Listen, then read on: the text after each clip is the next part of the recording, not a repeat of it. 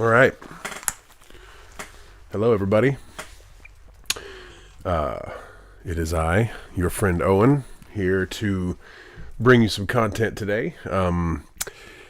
This is something I should have done a long time ago. Something that I have kind of dreaded digging out again because, all right, hang on, I got some weird feedback stuff going on here from my stream. There we go. Let me just give you a little background here. The Texas Instruments TI-99 4i home computer is one that I grew up with as a kid. Both my parents used to work for TI in a distribution capacity in the 1980s, and so we had a lot of gear. I grew up with this system. I love the system. I've written many, many games for this system. I have helped facilitate others to making games for this system. I have been, over the years, an advocate for this system and a big fan. One of the games projects that I started many years ago was a RPG, very ambitious RPG for the system called The Legend of Beryl Reichardt. Okay, I started this about 15 years ago, maybe even a little more than that. I can't remember exactly. I'm sure I've got dates in here somewhere, but I'm a big fan of the system, and I loved it, and I still love it. And this game project that I started to develop is a game, like I said, called The Legend of Beryl Reichardt, which is a role-playing game, a CRPG. This is the folder that I've been looking for and haven't been able to find for a while. This folder is very old, as you can see, and it contains lots of interesting things. And I'm going to go through this real quick. I'm not going to spend a ton of time looking at the documents here, but I am going to show you some things before I actually play the demo of the game. So I am going to play this demo. It is a playable demo. There is no battle in this demo, but the first world is completely fleshed out. The quest objectives are there. Here is the world. Now, I have a... I don't know, it's hard to see in this light. But I can scan this. This is the world. This is where the game takes place, okay? There are lots of different things going on in this world, which I will discuss at a later date if anybody's interested. But I have a couple copies of that map that I put together. I've got ideas of potential... This is all stuff I fleshed out in the early days here. Potential weapons and armor for each of the characters, what each of the weapons and armor do. World size and configuration, the different packaging opportunities and options that are out there. This is the game outline. This is actually how I wanted it to cinematically come together in the first act. So I've got that all written out here. I can't go into a ton of detail right now, but I will be happy to show that if anybody's interested. This is some ideas on the console function that I put together, which I will explain when I play the demo. It basically talks about how I want that to work. There are lots of interesting pages full of code in here. This is all game code written in Extended Basic. I have here some dot matrix printer printouts for the individual enemies in the game, which I'd be happy to scan and show you if you're interested. Again, the lighting in here isn't great. Here is the story. So this is the beginning of the novella. So the game will be released, was intended to be released with a novella. This is chapter 1 and chapter 2 right here. It basically talks about the history of the characters, the what have you. These are the original sprites I designed for some of the characters. I did this in what's known as TOD, Tunnels of Doom Editor. So it's really kind of hard to see this again, but I have all the sprites that I designed here for the characters and for the enemies. And this one, this is actually a map. And this is not quite accurate anymore, but this is a map of the main world for World 1 that we're going to be exploring here in a moment. So this is pretty close to what we're looking at.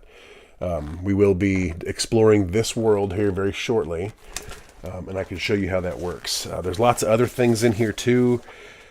Quest goals. So this actually tells you exactly what you need to do in level 1.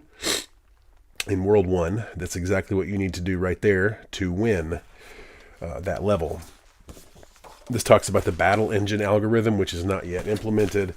There's lots of different things here. I got tons of documents, tons of materials, and it's all on this game.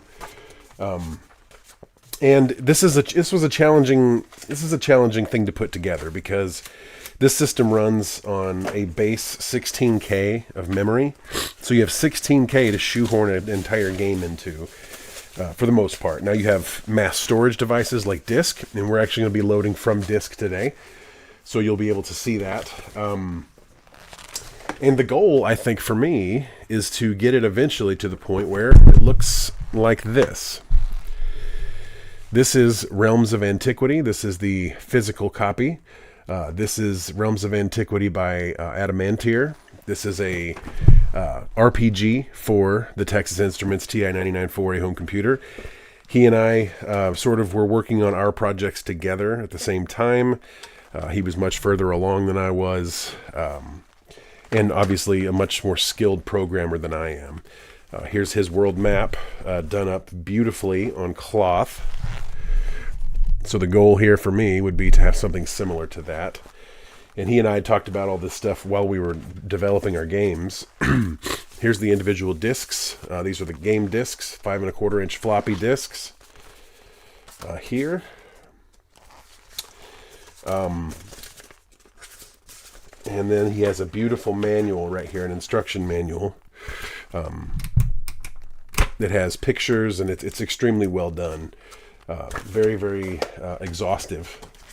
And then last in this box is the reference card and the collector's edition card. So I have a copy number 10 of this game, number 10.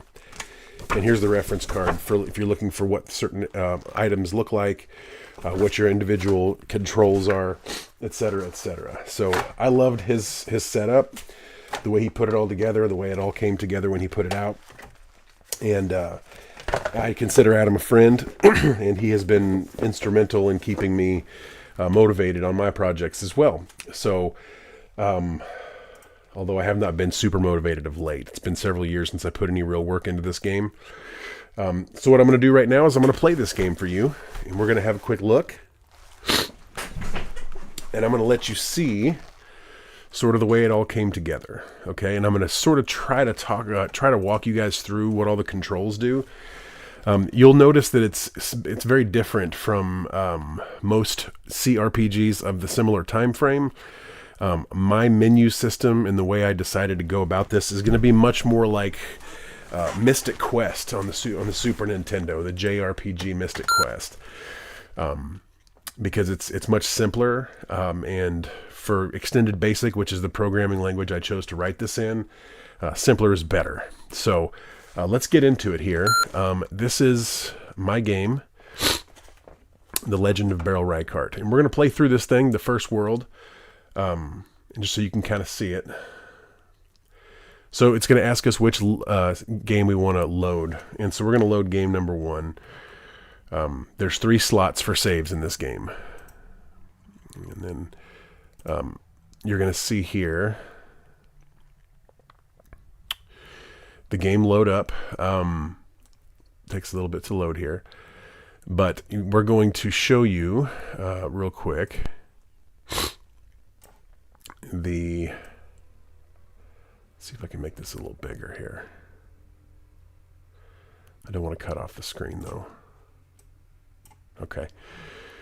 This is your starting point, okay? This is the world of Forestia. And I have lots of documentation about this world. Obviously, it's a forest world, but it's also in the mountains. It also contains lots of interesting quest items and things like that. And you take control of your party right here. And this is your party character, okay? I've had a couple different designs for him, but essentially that's what he looks like right now. And as you travel, as you can see, it has a very Zelda-like scrolling mechanism to it. So we can walk over here off the edge here through the path, across the mountains, and then come down into here. Looks like there's a cave down there, another path through the mountains. So this is how the game looks for the most part in this first world, and it works for me. It's simple, it's beautiful, and let's see. It looks like here's our first quest item here. So when you come up to an item or anything that you want to interact with, you just push the space bar when you get close to it, and when you get adjacent to that tile, you press the space bar, and then it'll ask you which direction do you want to inspect, and you just point the arrow towards the item. So we'll come up next to it, we'll push the space bar, it says which direction, and we're going to push to the right. You have found a broadsword. Do you want to add it to your inventory? Of course we do. Good. So now we've added it to our inventory, but it still shows there on the ground, right? So let's inspect it again. And it says there is an impression of a sword on the ground. So you've picked it up, but it's been lying there for so long that it still looks like there's a sword on the ground. And that may or may not come into play later. Okay, so now let's have a look at our team here.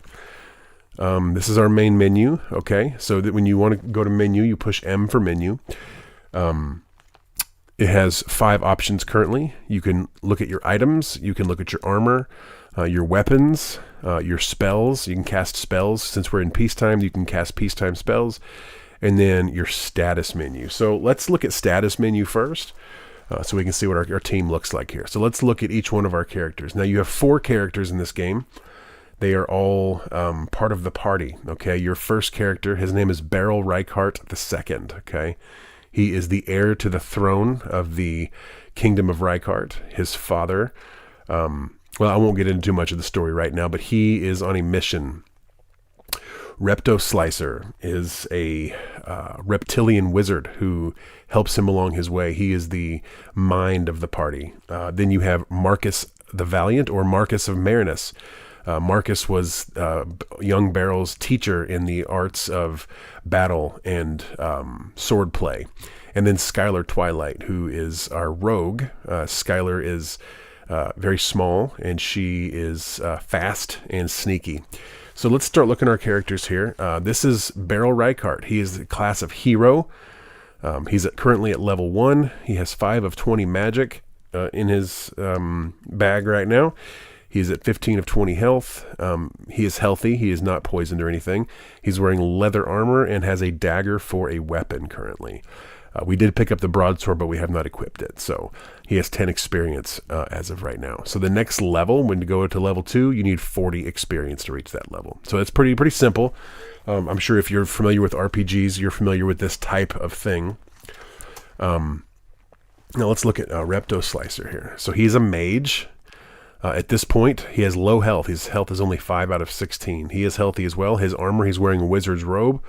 He is not wielding any kind of weapon. Now, he can carry a staff and a rod, but does not have one right now. He cannot carry blades or spears or axes. All he can carry is the staff and the rod.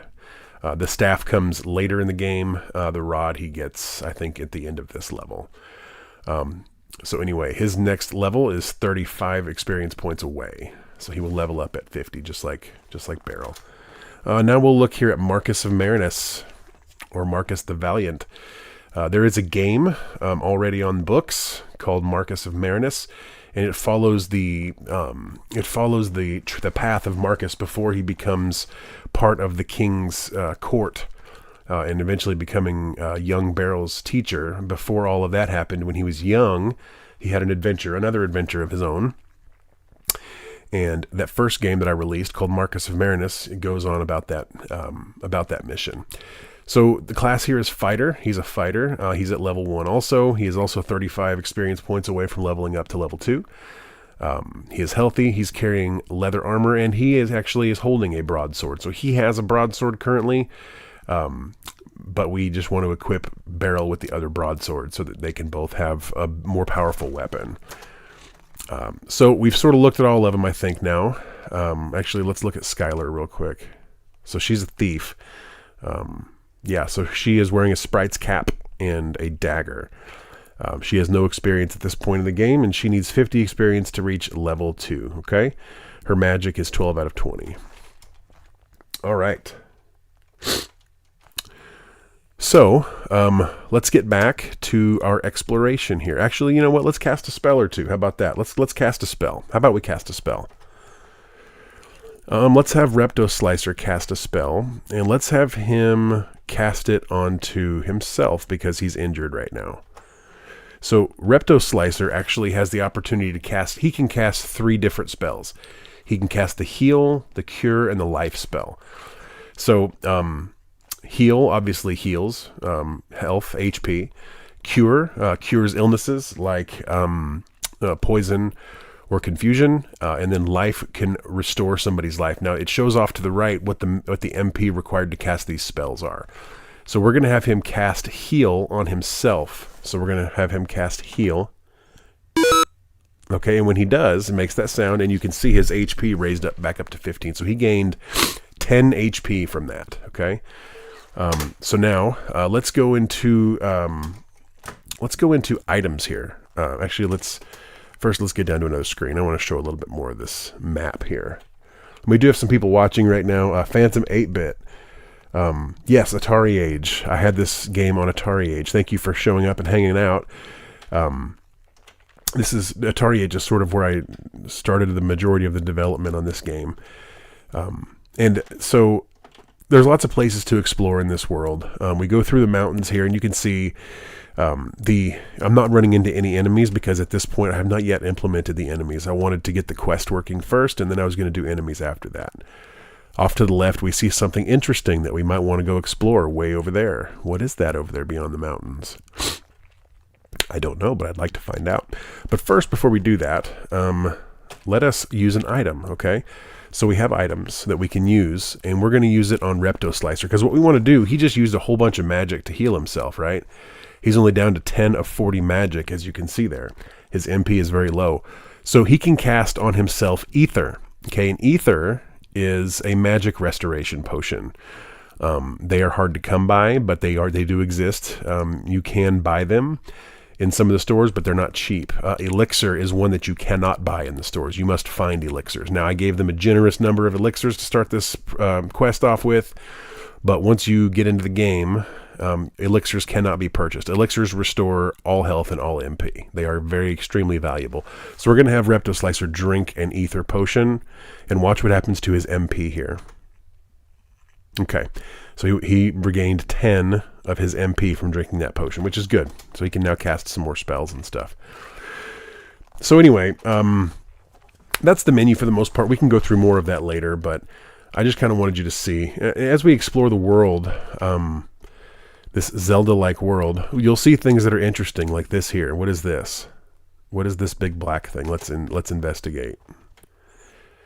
The passage is blocked. Seek thee a scroll. So we can't even get into this place right now. But we need a scroll of some kind to get in there. Let's keep that in mind. So if you're taking a score at home, write down that we need to find a scroll, right? There's other paths that lead up and around here. This is a little meadow here below in the south of these mountains. As you can see, we can go all the way back up and around if we want to, but I kind of know where I'm supposed to go. So before we waste any time here, let's look up there in that top right. So you look to the northwest there, and you see a key. Now, anytime you see a key in an RPG, what do? You grab it, right? So we're going to go get that key because I know we're going to need it here in a moment to get through this quest. Okay? So we're going to go up here, and we're going to have a look-see at this key. And let's inspect it. You found a key. Add it to your inventory, yes or no? Of course we're going to say yes. And again, if we re-inspect it, we found an impression of a key on the ground. So that key's been there for a while. Let's just keep going north because we can. Oh, no, we can't. That's as far north as we can go. Okay. So we found a key. We don't know what we need it for yet. We looked at that big black obelisk a moment ago, but it does not require a key, right? It requires a scroll. So we can still try the key out if we want to. So let's try that. Yep.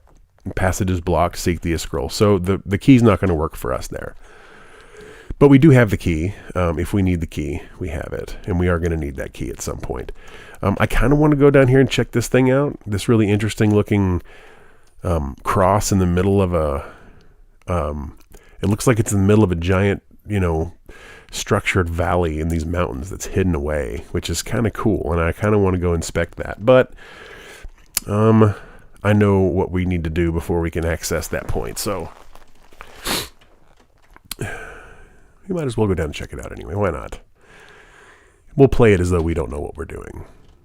Because honestly, it's been so long since I've played this that I'm just trying to remember what we need to do here, which is cool. So we're going to head down here, and we're going to see what this is. I know what this is supposed to be, but let's see what it says here. An old grave, okay? So that doesn't seem like it's very important. It just seems like an old grave, but... I can promise you that based on the location and the way this thing looks, that it is more than just an old grave. And as we go through this process during this first world exploration here, we will learn more about all of the elements in this world. And you're going to learn about them from different people, from different functions, different areas. You're going to learn a lot of cool stuff. One of the things that we need to do is we need to go over and inspect a couple of things on the far east side of the map here. So we're going to go have a look at the far east side of this map. I know what's over here, and I know that we need to get over here and have a quick look-see real quick. We need to figure out what to do with this key. We don't really know what to do with this key, and we got to figure that out.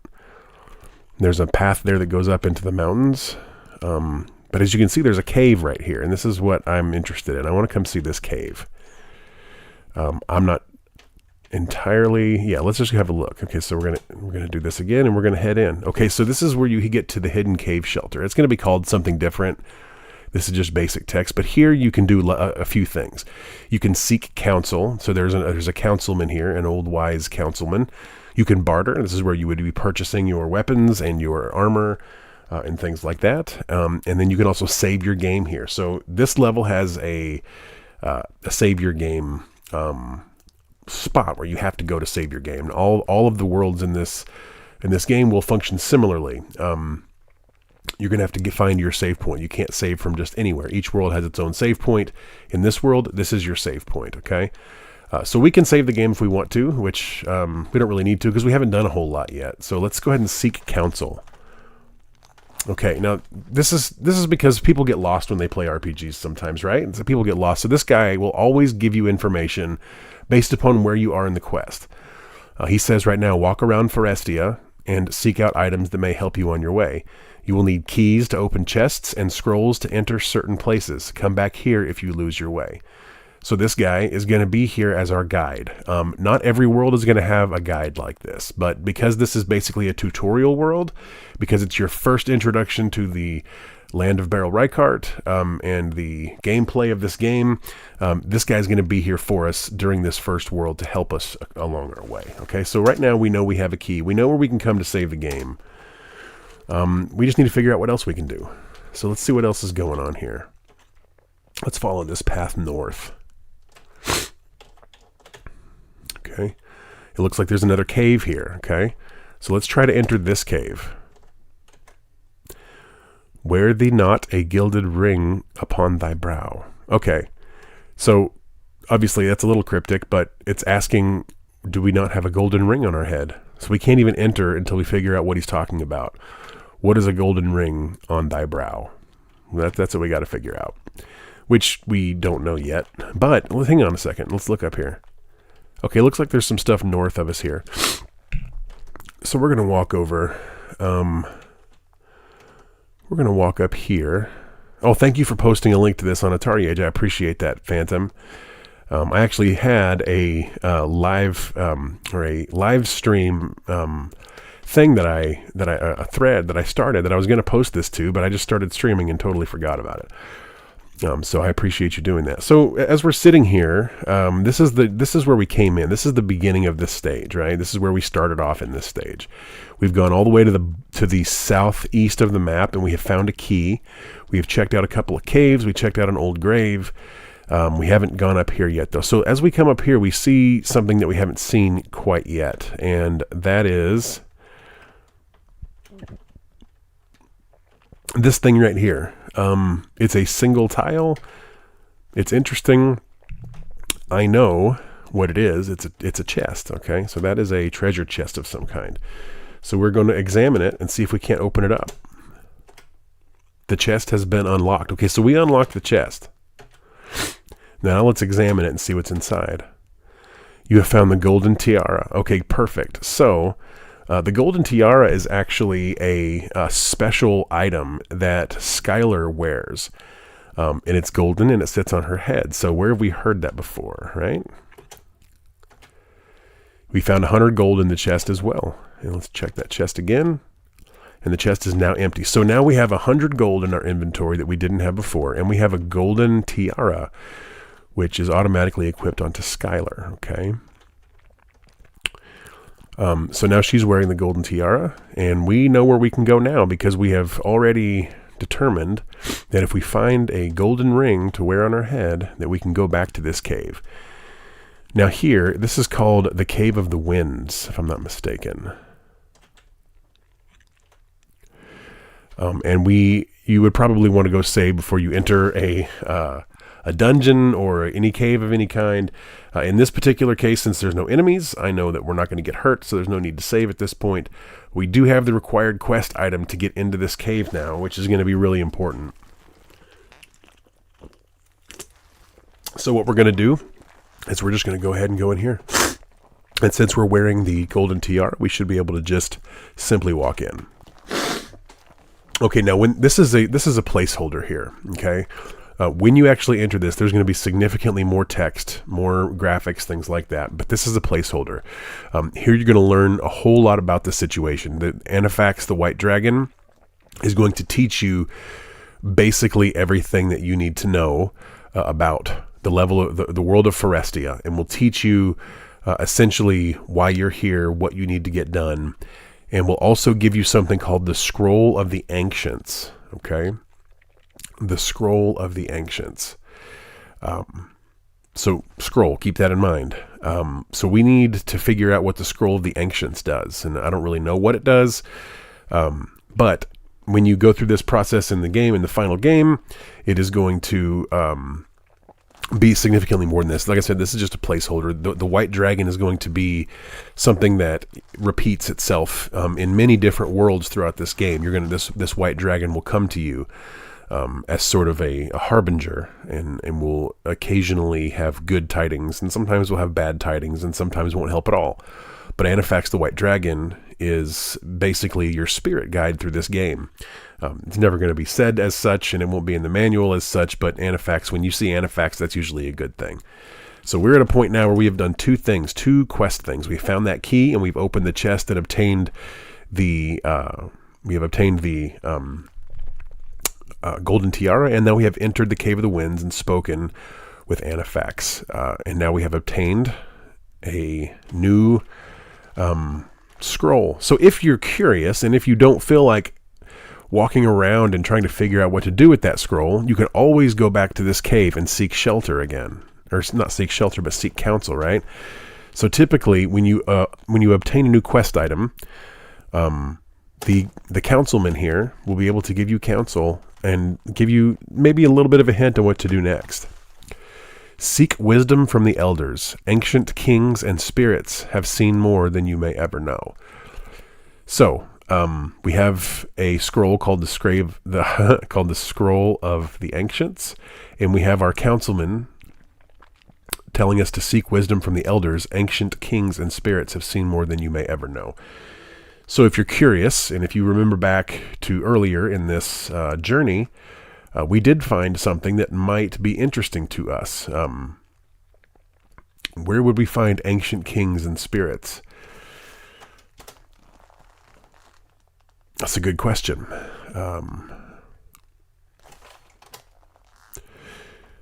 If you think it's the obelisk, you might be right, because it did say we needed a scroll to get into the obelisk there, right? Let's see if I can go down this way. No. Yeah, I think we can. I think we can go down this way. I'm not sure where it'll take us, but we can try it.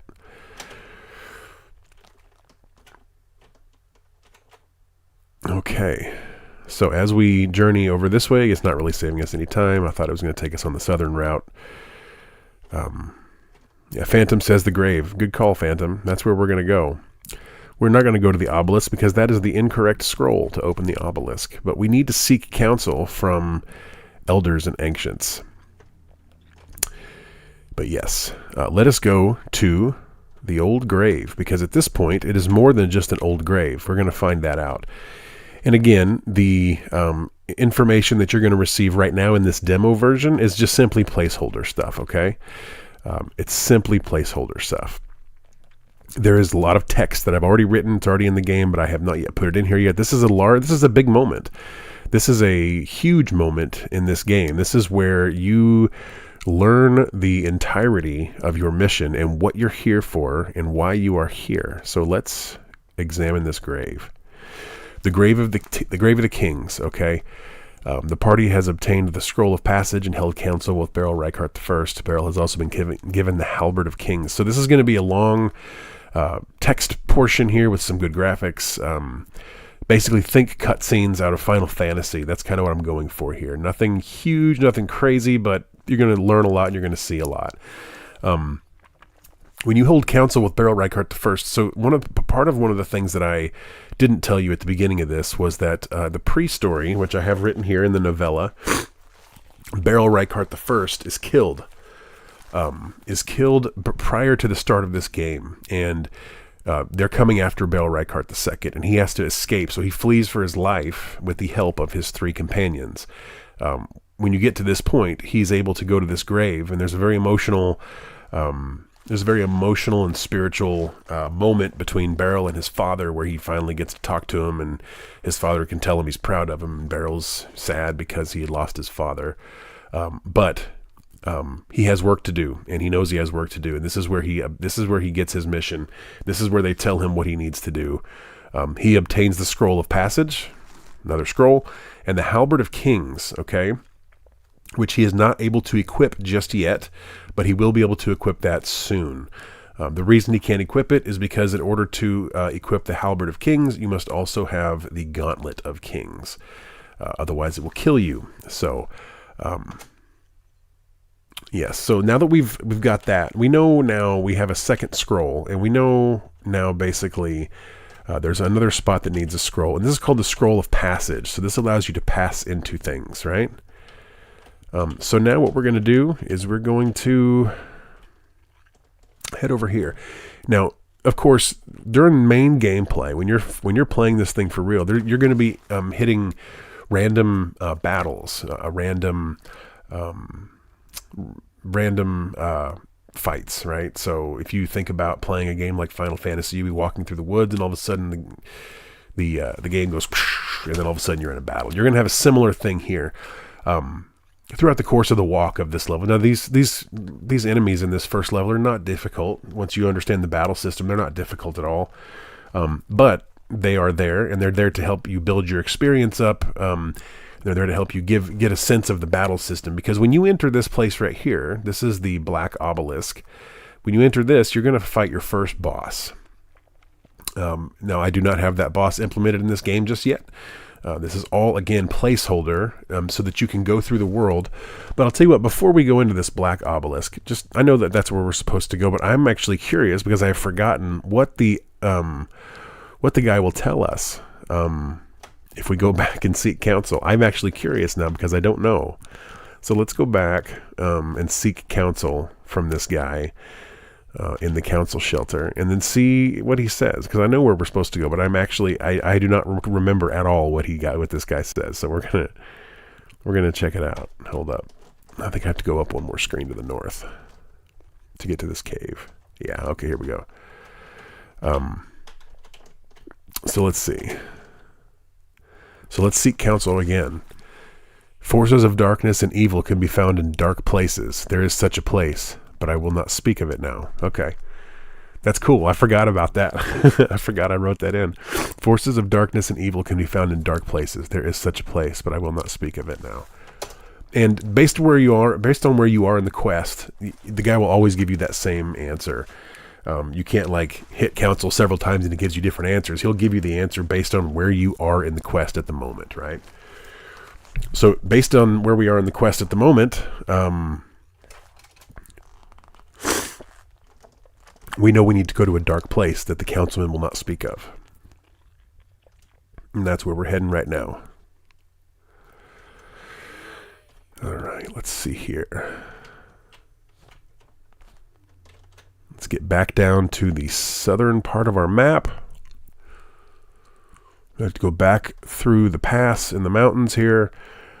When you are in the mountains on these paths, you're gonna experience a higher percentage of random enemy fights, simply because there's nowhere for you to go. It's like a bottleneck. When you're out here in the open meadows like this, you're not going to experience a high volume of battles, simply because there's more room to roam. But when you go through those mountain passes, it is likely that you'll experience a slightly higher number of random battles.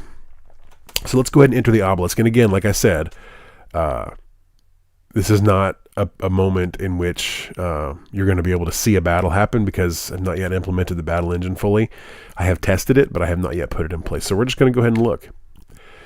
The obelisk is now open. Do you wish to enter? So we're going to say yes.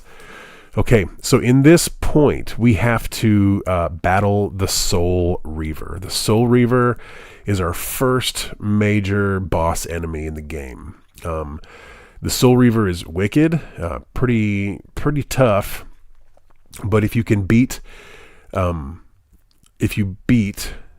the Soul Reaver, then you obtain the Rings of Wooldridge. Okay, so in this game, there are several items with the name Wooldridge. There is the Rings of Wooldridge, the Sword of Wooldridge, the Helm of Wooldridge, and these are all of the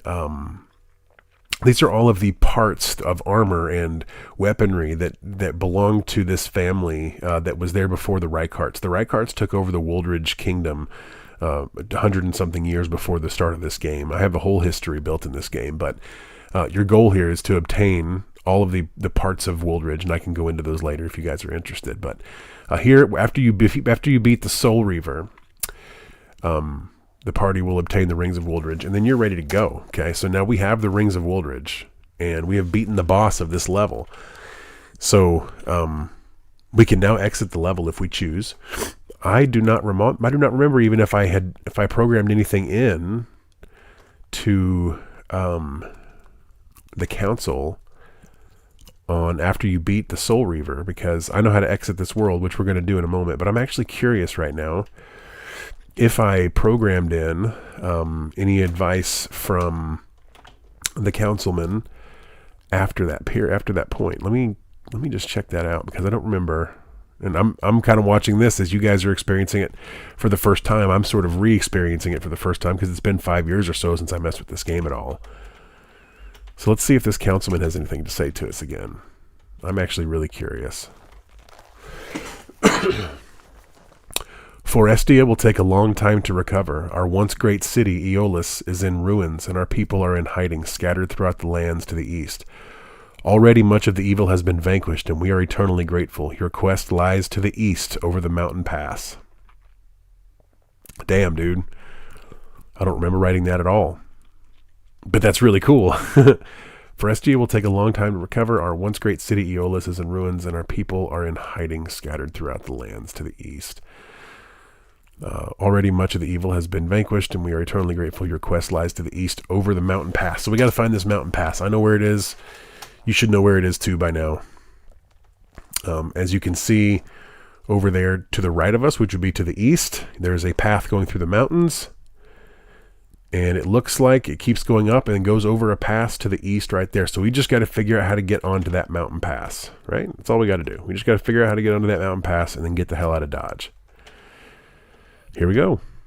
We don't even have to go that far south. We can just come down here, and now we go north through this mountain pass, past that little thing there, and then we come up here. And if you come up here before you get the Rings of Wooldridge, this will say that it's blocked. You can't even exit. So we're gonna examine this blockage right here, And you have done well, Beryl, by defeating the Soul Reaver and recovering the Wings of Orders. This demo is over. Press function 4 to quit. So, like I said, this is essentially a demonstration of the game, of what it looks like, how the functions work. And once you get to this point, your game is locked up, essentially. So you have to press function 4 to quit. And that's fine. And what I kind of wanted to express here is that, it's been 5 years since I put a single line of code onto this game. And I have all the code. I still have my source code. And I still have some of my development documents and things like that. But the motivation to complete the game sort of went downhill for me a little bit due to this guy right here. My goal was to create a comprehensive and interesting, beautiful RPG on the TI. So before Adam's game, there was Tunnels of Doom, which is a classic, and I love it, and I've played it recently on a stream. There was Legends and Legends 2. There was also Old Dark Caves was another one. And then there was some of the Wizard games, too, that were sort of Tunnels of Doomish. But when you talk about an immersive, colorful, and beautiful RPG on the TI, Realms of Antiquity, Quixotic Software, Adamantier is absolutely the end-all be-all, in my opinion. It is not only an incredibly well-designed game, but it is immersive and interactive. It is gorgeous and much larger in scale than anything I could possibly put together. Simply because he uses the SAM's memory, which is Super AMS memory, which allows up to, I think 4 megabytes of RAM, additional RAM, which never existed in the console. I'm dealing right now with 32K of RAM. That's what I'm working with right now. So only 32K. I mean, we're not talking about a megabyte of RAM. We're talking about 32K of RAM. So all that stuff that I put in this game is running on about half of 32K. So I have about 16K of code total in this game so far, which just doesn't seem like a lot, but it's pretty extensive. And I'm not using the extra AMS memory. Extended Basic, the programming language that I am programming this in, does not have the ability to access the Super AMS memory. It just doesn't have that ability. Now, I think there is an Extended Basic that does, and that's RXB, Rich Extended Basic. It's programmed by a guy named Rich Gilbertson. He's a really solid programmer. He actually is one of the foremost GPL programmers in the world. GPL is it's hard to explain, but it's basically the intermediate stage between BASIC and assembly language. So GPL is what BASIC is written in, and then GPL itself was written in assembler. So if you're going to write on the lowest possible coding level that you can, you write in assembly, and the highest would be Extended Basic, and GPL is in the middle. So Extended Basic is a double interpreted language, meaning that it's significantly slower than GPL, significantly slower than assembly, which is the fastest. But it's super easy to write and super easy to read. And I want to show you something real quick. Let me adjust this. I'm going to change the name of my... Okay. So what I did was here, I changed the name of my source file so that it wouldn't auto-load. I'm changing it back. So what I'm going to do here is I'm going to load this program. This is the main program. Oh, forgot to put in my directory. disk1.4link.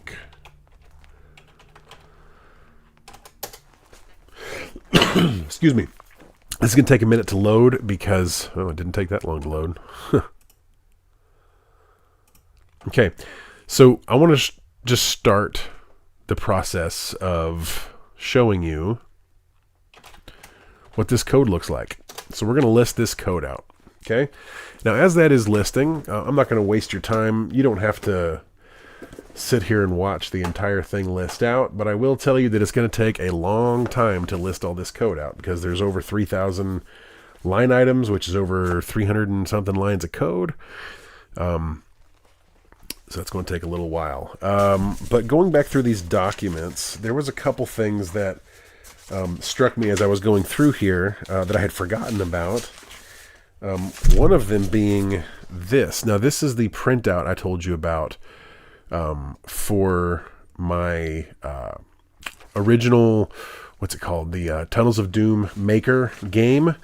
And this is the printout here of all the statistics, right, for all of the enemies.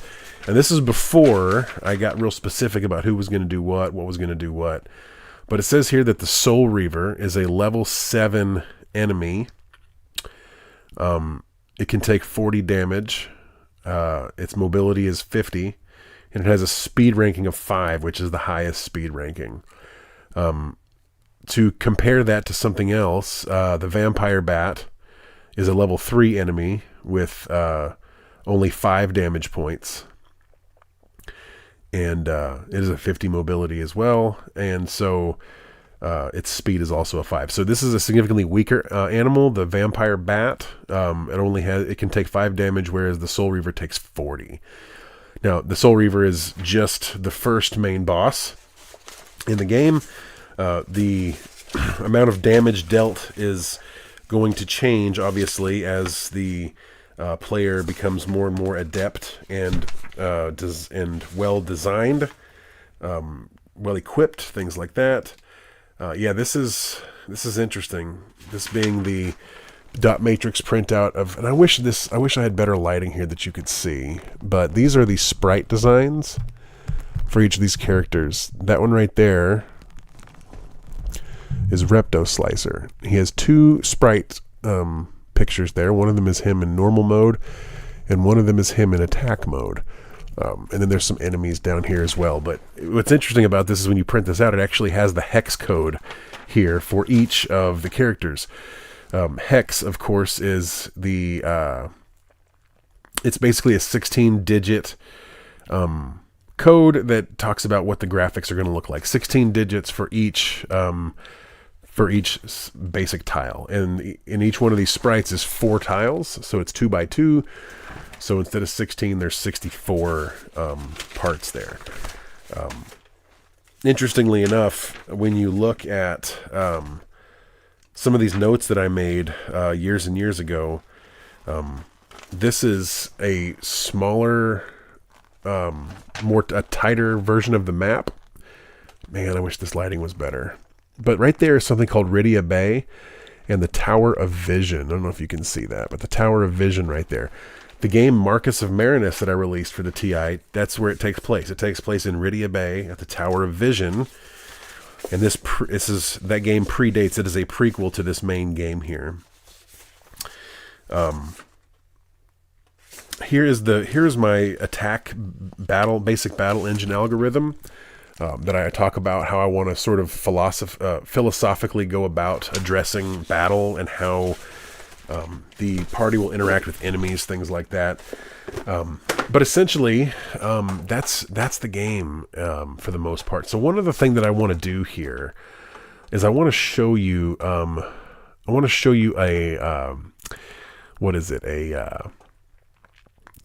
trailer that I made for this back in 2012, I think, 2013. I'm not sure, but I'm going to show this to you. I hope you dig it. Give me 1 second here. Let's look up Beryl Reichardt trailer. We're going to close Classic 99 for now so you can see what we're looking at here. This is going to be interesting because I haven't watched this in a long time either. And if I remember right, I put really cool music to this and showed some different things. So let's see if we can find it. I think I have a trailer and an update and a few other things. So, yeah, let's have a look here. We're going to have a look at this.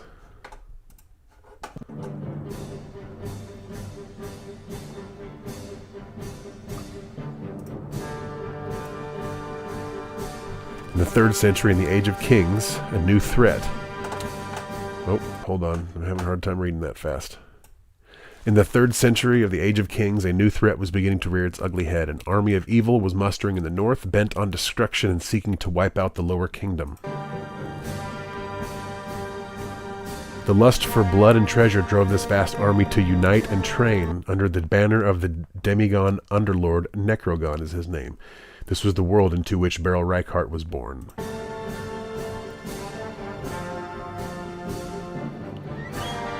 So this was an early rendering of the game. This was an early spell menu look. As you can see, that looks a lot more familiar to you from if you've watched the game so far. After leaving the town of Aeolus, Beryl Reichardt travels through the vast expanse of forests east of town.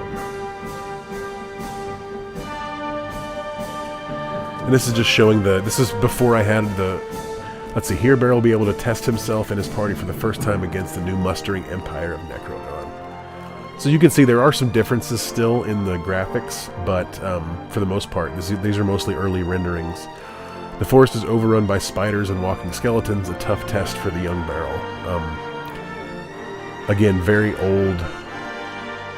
The party must fight their way through the forest and defeat the Soul Reaver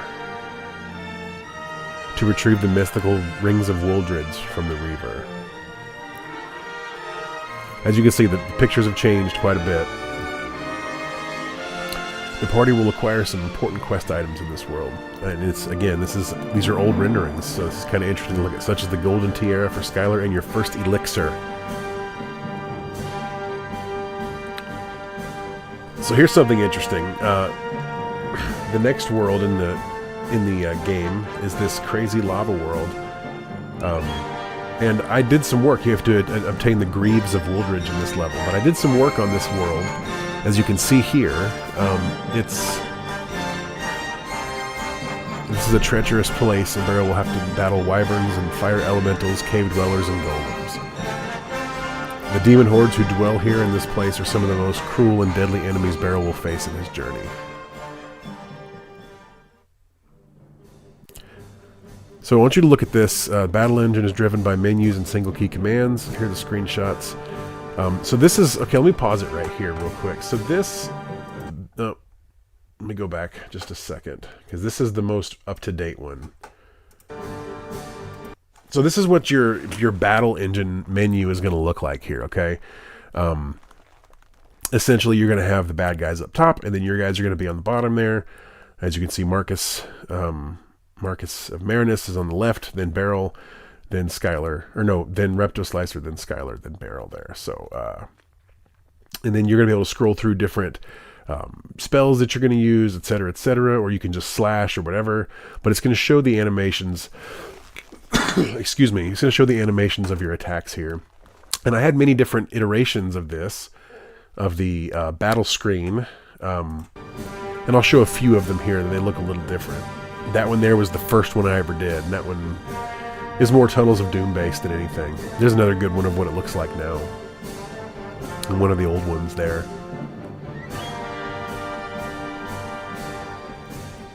So the store, this was my first idea for the store. The guy looks pretty silly. Now my store design was based on Faxanadu, which is a great game. If you haven't played it, you should. It's for the NES. Yeah, so an exhaustive... So what did it say there? And this is years and years ago. It said... It will be fully packaged with exhaustive manual, hero's journal, and a scale map of the overworld. So basically what I wanted to do what Adam did eventually, right? Special thanks to these people here. You can see Adamantier is on there. Matt Haggerty, Matthew there, he helped me do some of the coding on the scroller. And the other guys are awesome. And then of course there's Bill Cosby there. Now, this is way before the Bill Cosby controversy. But Bill Cosby, if you didn't know this, was the mascot, like the spokesperson for the TI-99. The story of Beryl Reichardt is near and dear to my heart, and I will continue working until this universe is a reality, which of course it has been sitting for a long time. Let's see what else we got here. So let's show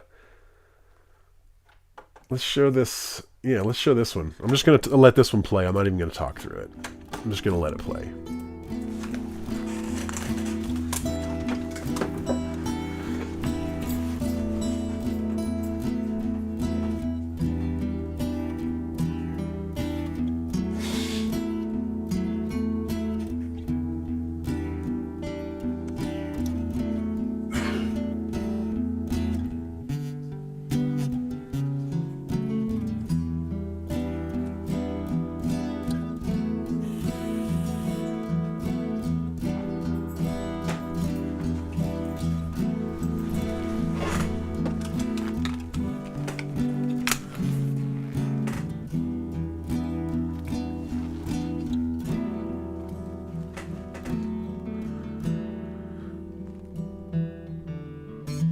Okay, so these are some bitmap images I created. Now, some of them are not my original art. I just converted them to bitmap using a bitmap converter that's written by Tercy, the same guy who wrote the emulator I'm using.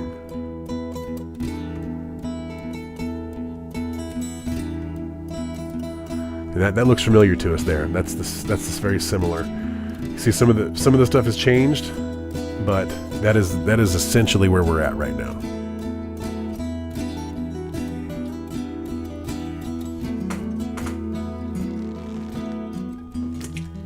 So this is when I was working on the menu. And the menu's done now, obviously, or for the most part. Is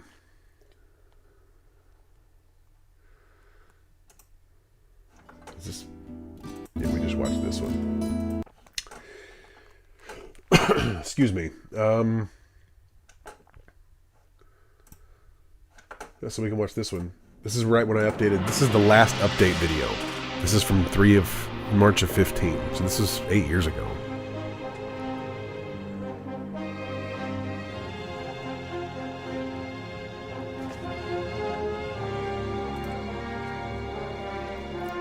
Talks here about spells. So this is a video about the spell menu. And you can see it looks very familiar. It's different, but it looks familiar. And we're going to cast some spells here in a minute.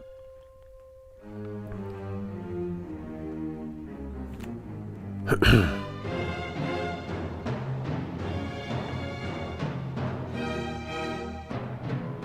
tells you at the top, the stuff in green here is telling you what to do, whatever.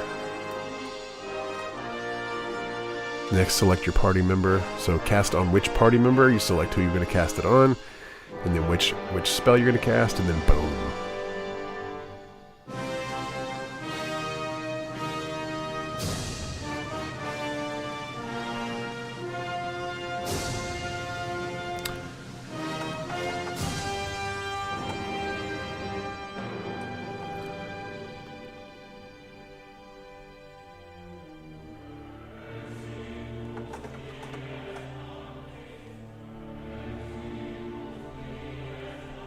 The mage Raptor Slicer has exhausted his MP, casting heal on party members. If only we had an ether potion to raise his MP back to usable levels. So now we're going to use an item, which we've already done this. We did this in the check through just a minute ago. He's going to take that ether, and his MP jumps back up.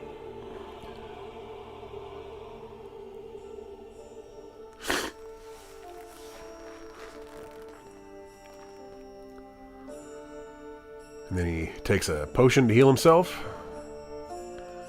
And we're good. Fortunately, the party was smart enough to stock up on potions during their last trip to the store, which ended up turning out into being the cave that you saw earlier in the stream.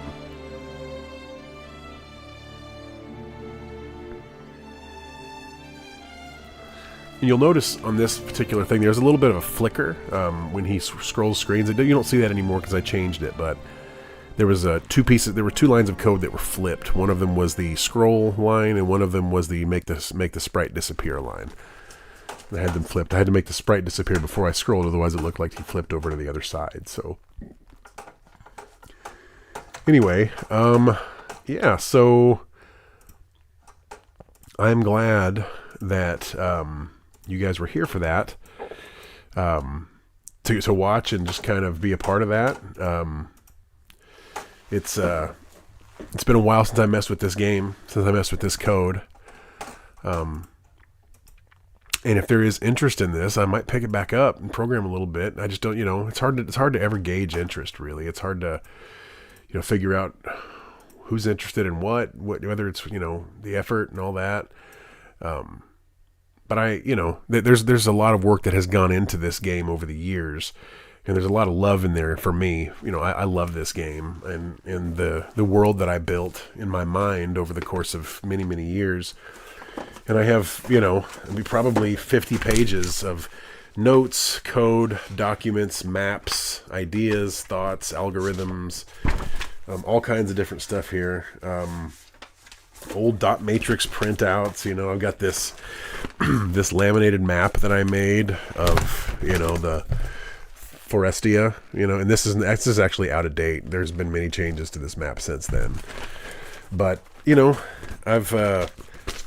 I've done the best that I was able to do with what I had available, and I just ran out of steam on it. And now that Adam's game is out, it's just hard to come back to. There's a lot of things going on in my life right now, but I'm grateful for all of you that are here. You know what I want to do? You know what I haven't done? Here's what we're gonna do. Hold up. Let's enjoy this for just a moment. Let's enjoy this for a moment.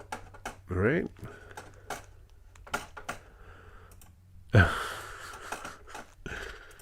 Here we go.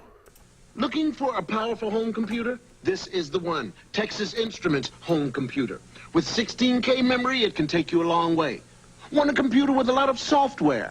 Oh, yeah, this is the one. The TI home computer gives you more of these software cartridges than any computer in the world. The whole world. So, with all the power you have here to run all the power here, this is the one. The home computer from Texas Instruments. This is the one. This is the one, isn't it? Let's see what other ones we got here. Oh, I love this one, the $100 rebate. They buy the home computer from Texas Instruments and get a $100 rebate. That's a powerful computer. It's a powerful computer. The one with all the memory, right? And the tons of software. $100 rebate? Right. Details at the store and get $100, right? Okay, I'll tell them. $100. Get a $100 rebate on the home computer from Texas Instruments. This is $100 for the people, right? Now you're not fooling. They buy the home computer from Texas Instruments and get $100. I think there's a couple more on here as well. Hold on a second.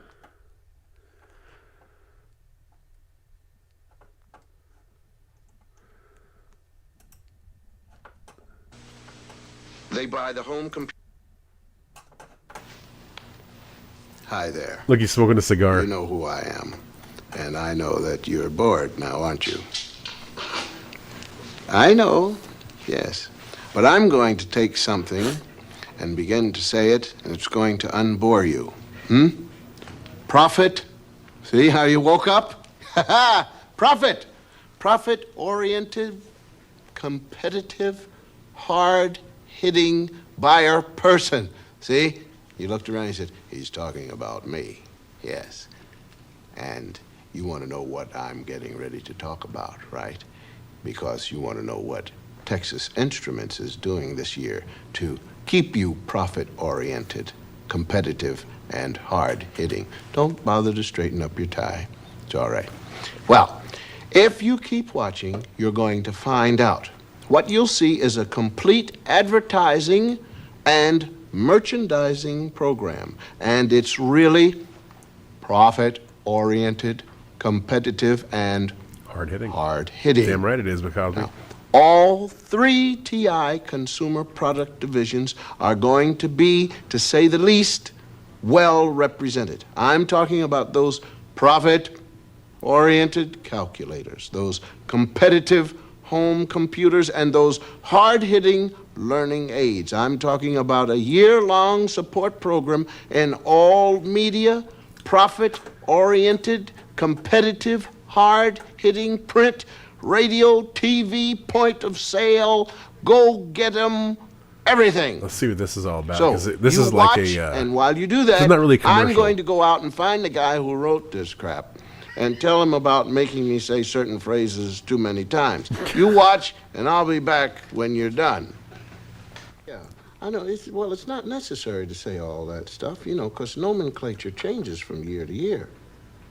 Well, all we have to do is just tell the guys that we got a lot of stuff covering for them to go out and buy it, and well, what happens is they buy a little bit and then they sell it all, and then they say, "Whew, glad we got rid of that," and then they send the people over to buy the other stuff.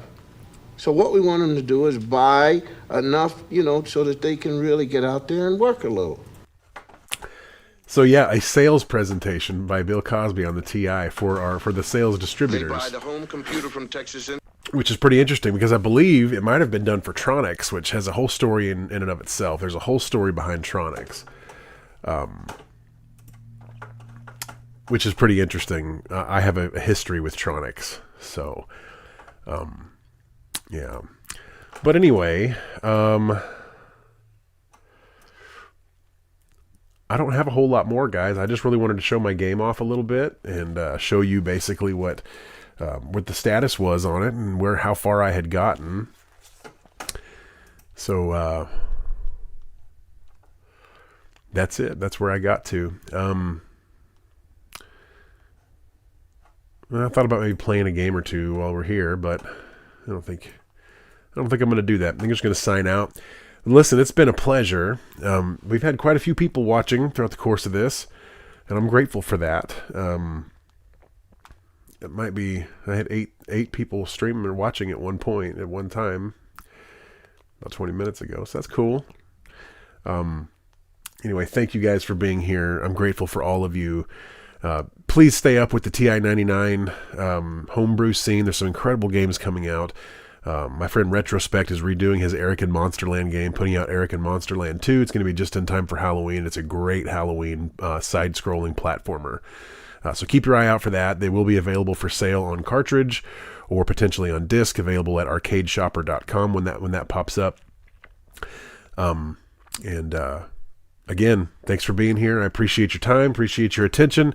Have a lovely day, and we'll see you soon. I may come back here in a little bit and play some games. That's what I might do.